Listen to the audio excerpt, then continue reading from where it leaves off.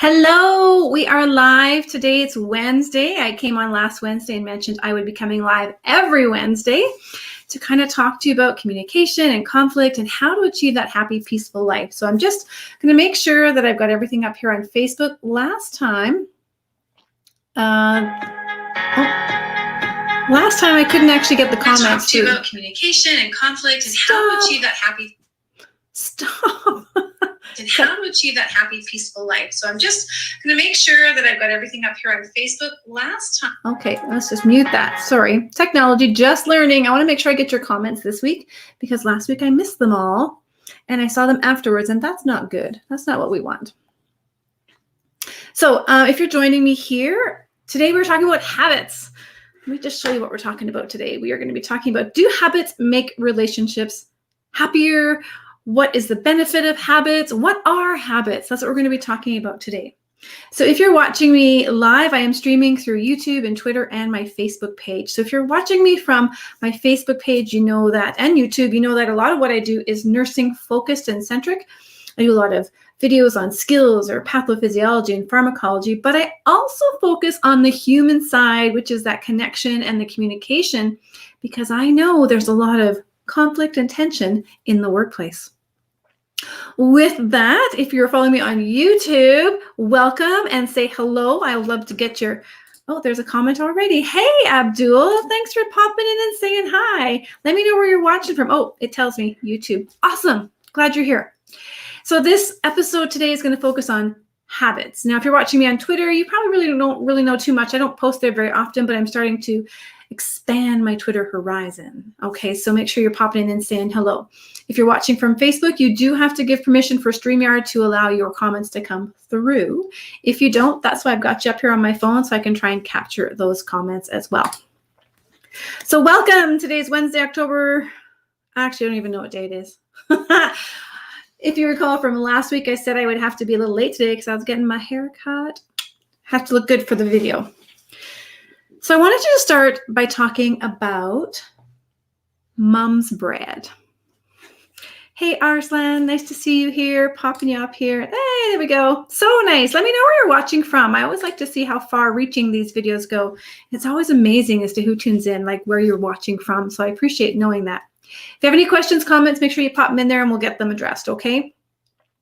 But I want to just tell you a story about mom's bread because as I was preparing for this presentation or this talk about habits and what they are, I realized just how pervasive they are in our everyday life. And in fact, just lived one about an hour ago, and I'll try to come back to that at the end of this because it's really quite amazing how when you bring your awareness to habits, how you're able to recognize and identify whether they're helpful or not helpful. Do they add value or do they not add value? So when it comes to mom's bread, growing up, and maybe you have a story like this too. So if you do, share it with me in the comments. I'd love to hear your favorite memory almost from childhood.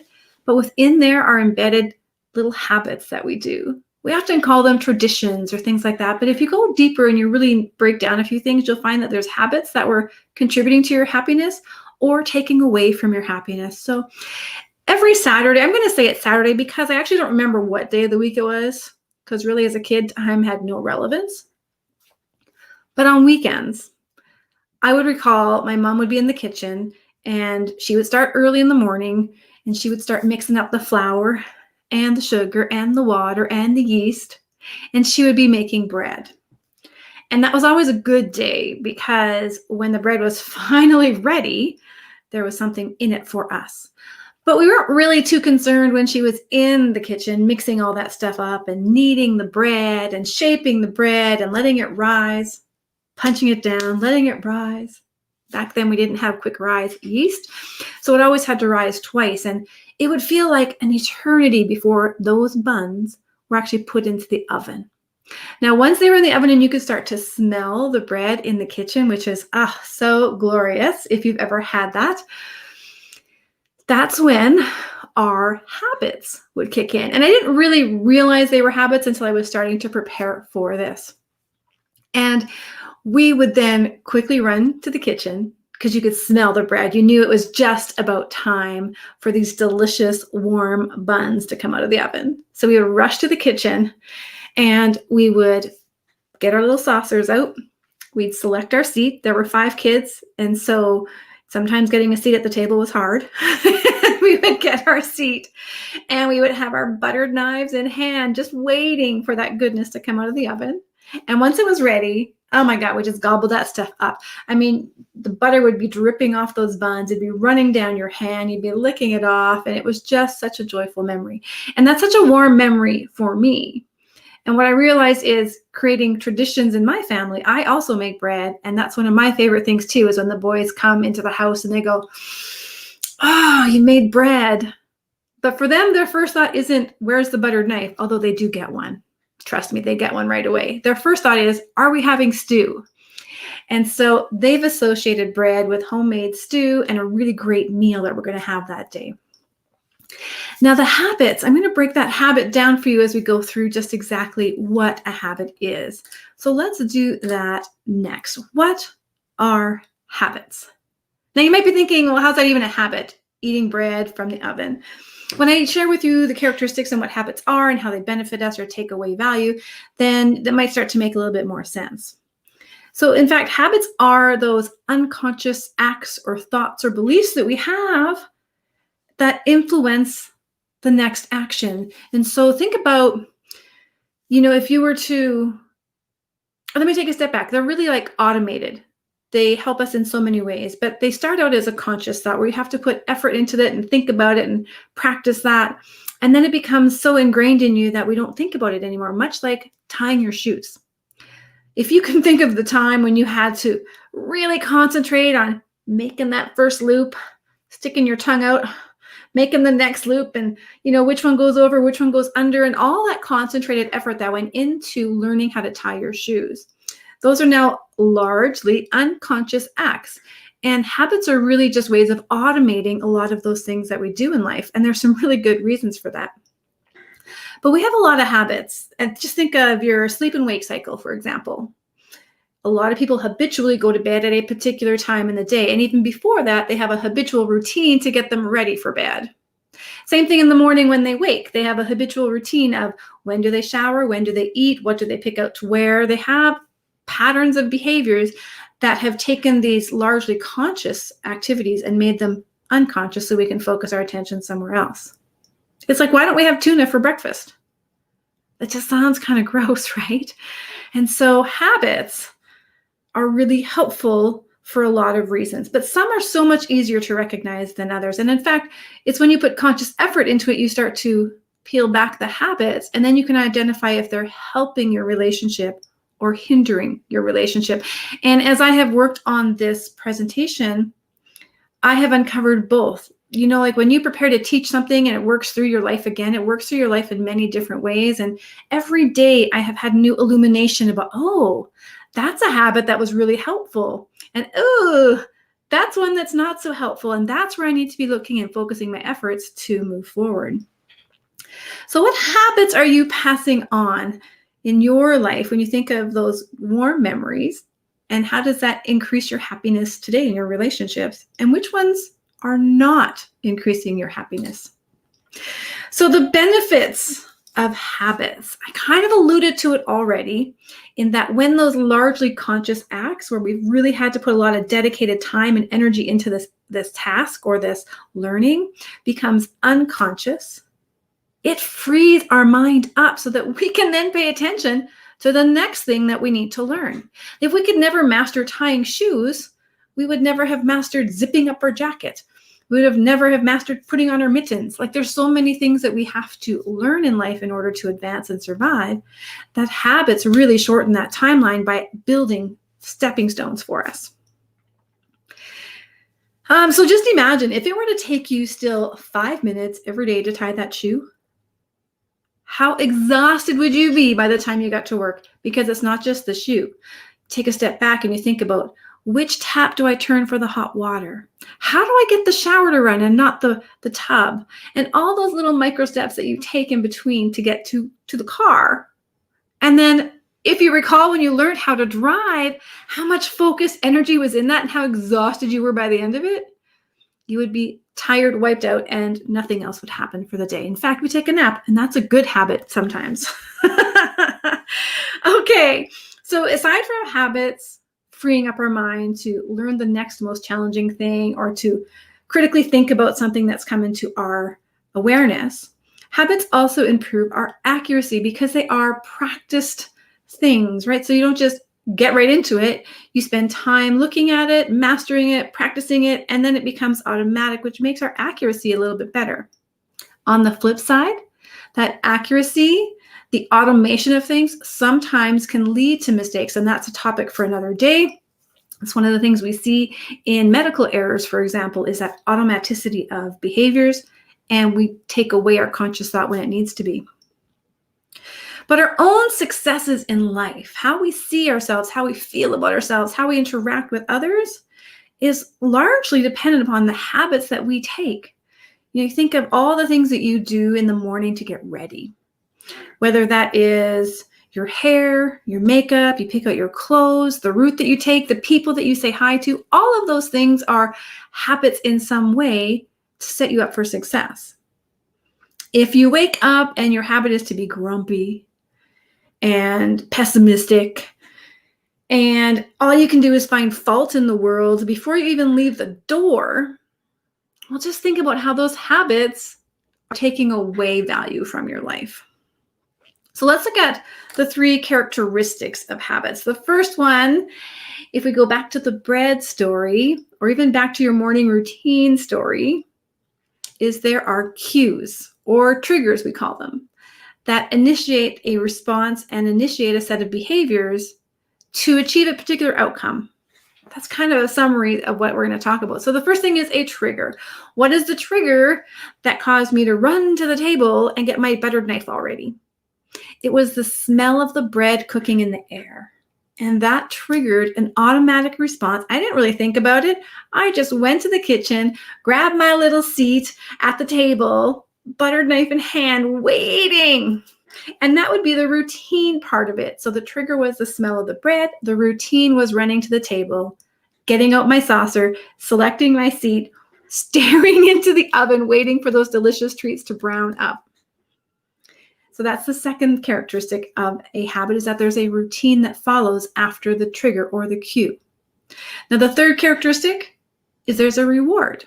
There's something that you're getting out of this. And we typically think of reward as a positive thing. But even in our bad habits, which I will talk about tomorrow in our private Facebook group, so if you haven't already joined that, Relationships in Conflict, I'll just put that up here for you.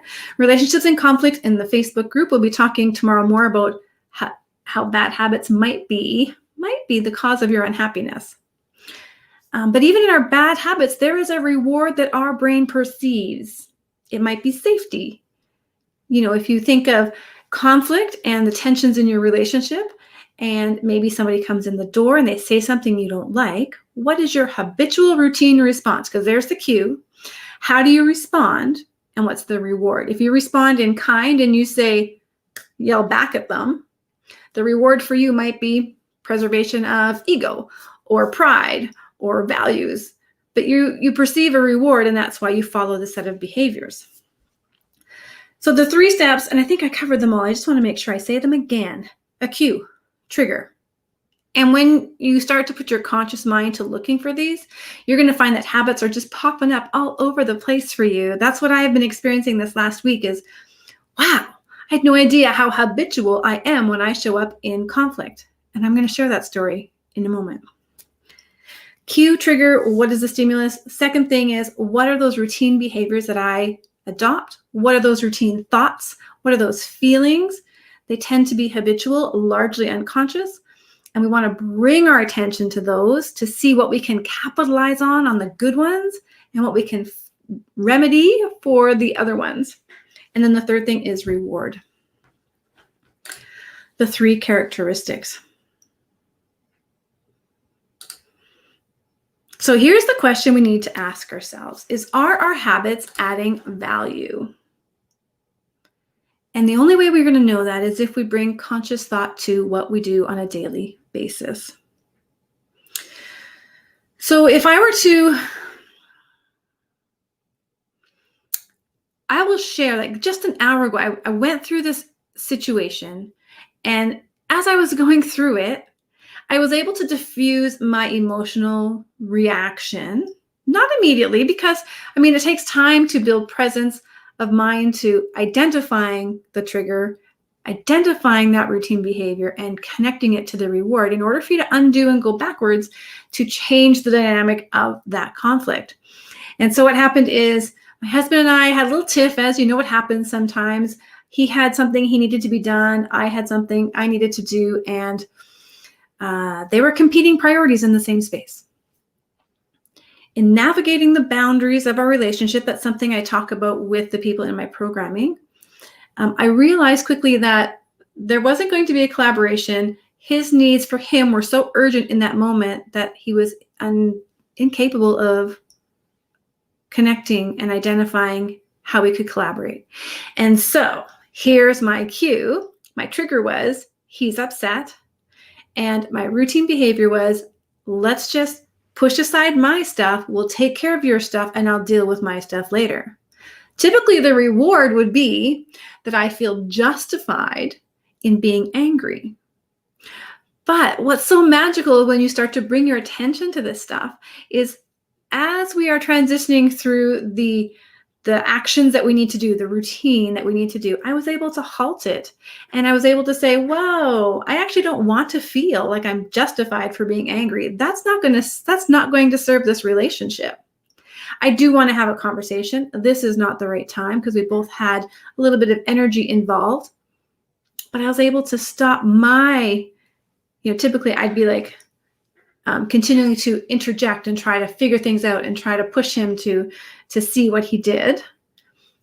But that would not serve any greater good. So the habit I became aware of it because I recognized the cue. And this is what happens when you start to bring attention. Sorry, I'm like leaning forward because I'm so excited to share it with you.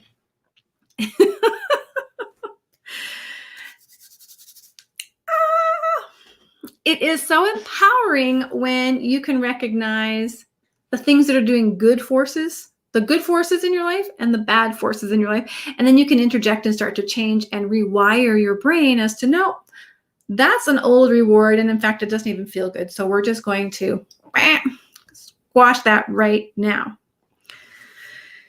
All right, I'm just going to check the comments here. Oh, Arslan, you're from Asia. That's so cool. Thank you so much for watching. I'm going to check my Facebook here, see if there's anything there.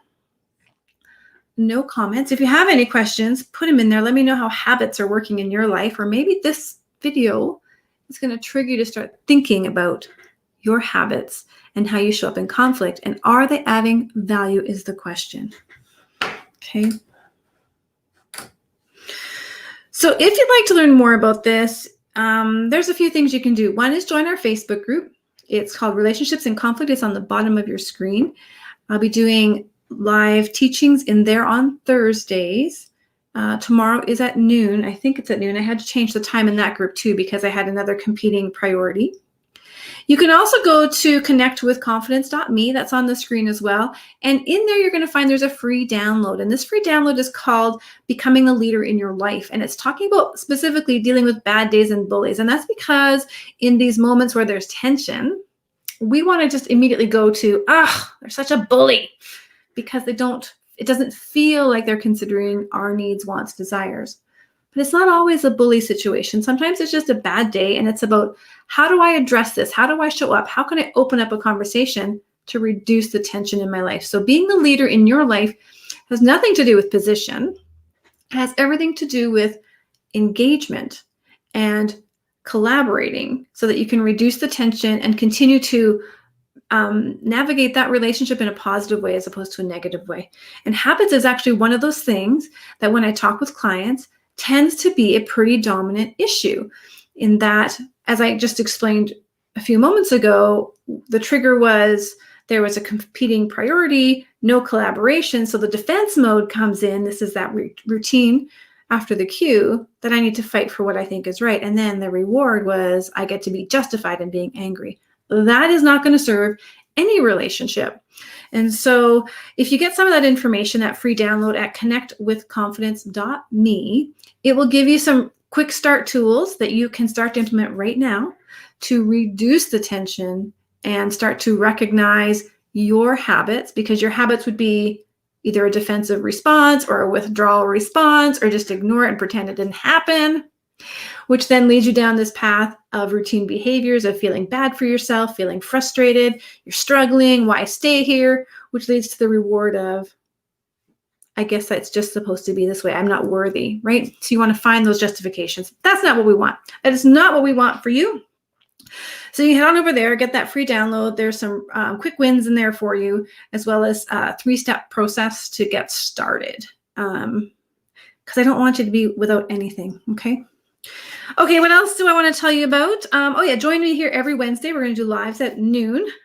That is the plan for next week. It will be posted ahead of time. The theme for the lives will always be related to connecting in confidence with somebody in your life that you are struggling with. Whether this is a friend, a family member, a colleague, a boss, we have solved a lot of those problems with other clients, and we can certainly help you too. So hang out, join me every Wednesdays at noon. Let's see. Talk more about habits in conflict and give you some mind work to do. Oh, that's tomorrow. Tomorrow I have some mind work for you to do. Today, what I'm hoping you're going to do is start to recognize that there is power in putting conscious thought to the unconscious. There is energy in uncovering those routines and those rewards so that you can maximize the good ones and you can start to duplicate those patterns in other areas. And you can minimize the effect of the negative ones, and you can start to rewire how you do respond so that you can reduce the risk of further conflict.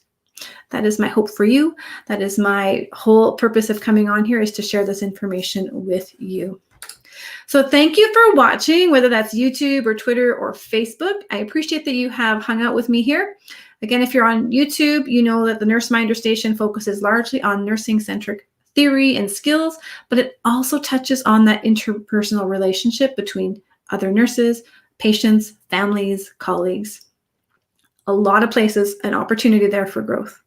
If you're watching on Twitter, welcome. This is a brand new interactive piece for me so that we can connect, and I'll be watching for your comments a little bit later. And if you're watching on Facebook, you've been here for a long time with me, so I appreciate you sticking in with me today.